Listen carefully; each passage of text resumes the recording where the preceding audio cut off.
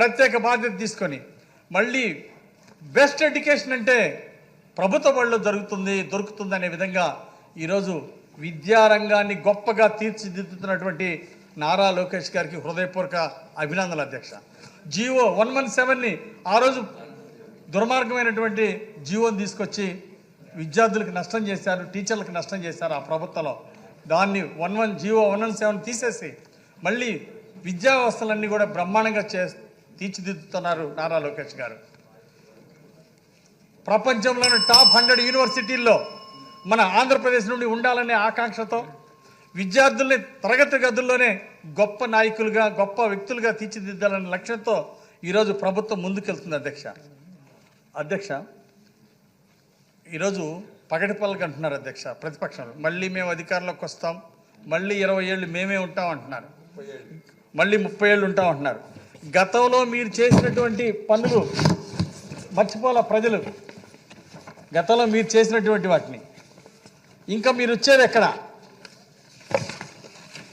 చంద్రబాబు గారు అభివృద్ధి రికార్డు సృష్టించారు అధ్యక్ష. నిబద్ధతకి, నిజాయితీకి, చిత్తశుద్ధికి ఆంధ్రప్రదేశ్లో ఎప్పుడు జరగనంత అభివృద్ధి 2014-19లో చేసి చూపించారు అధ్యక్ష.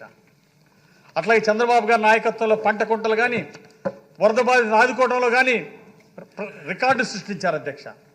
రైతులకు పరిహారం చెల్లించడం కానీ, అమరావతి రాజధాని భూసేకరణ కానీ ప్రపంచంలో ఒక రోల్ మోడల్గా చేశారు అధ్యక్ష. అలాగే పోలవరం ప్రాజెక్టు కాంక్రీట్ వేయడంలో దేశంలోనే ప్రపంచంలో గిన్నిస్ బుక్ రికార్డు చేశాం అధ్యక్ష. అలాగే చంద్రబాబు గారు ఈ విధంగా సిమెంట్ రోడ్డు నిర్మాణంలో 1000 కిలోమీటర్ సిమెంట్ రోడ్డు వేసి నారా లోకేష్ గారు మంత్రిగా ఉన్నప్పుడు ప్రపంచంలో ఇండియాలోనే రికార్డు సృష్టించాం అధ్యక్ష, భారతదేశంలో. ఆ విధంగా ఎన్నో రికార్డులు సృష్టించడం ఆ రోజు తెలుగుదేశం ప్రభుత్వం చేస్తే, ఈజ్ ఆఫ్ డూయింగ్లో దేశంలో #1 వచ్చాము ఆ రోజు. ఈరోజు స్పీడ్ ఆఫ్ బిజినెస్లో దేశంలో #1 అవడానికి ఓ లక్ష్యం పెట్టుకొని ముందుకెళ్తున్నాం అధ్యక్ష. కానీ మనం ఒక విషయం కూడా గుర్తుంచుకోవాలి అధ్యక్ష, జగన్మోహన్ రెడ్డి చేసినటువంటి రికార్డు కూడా ఈరోజు మనం గుర్తు చేసుకోవాల్సిన అధ్యక్షత ఉంది అధ్యక్ష. అప్పుల్లో ఆల్ టైమ్ రికార్డు, అవినీతిలో ఫుల్ టైం రికార్డు, అక్రమ కేసుల్లో ప్రపంచ రికార్డు, ఆత్మహత్యల్లో జాతీయ రికార్డులు, ఇట్లా అవినీతిలో ప్రపంచ రికార్డు సృష్టించినటువంటి వారి పాలనని ప్రజలు ఎప్పటికీ మర్చిపోరు అధ్యక్ష.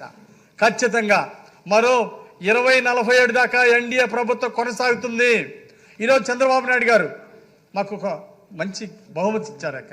ఓ పక్క నారా లోకేష్ గారిని, ఓ పక్క పవన్ కళ్యాణ్ గారిని భావి నాయకులుగా, గొప్ప నాయకులుగా, ఆదర్శ నాయకులుగా, రోల్ మోడల్స్గా ఈరోజు చంద్రబాబు గారు తీర్చిదిద్దుతున్నారు అధ్యక్ష.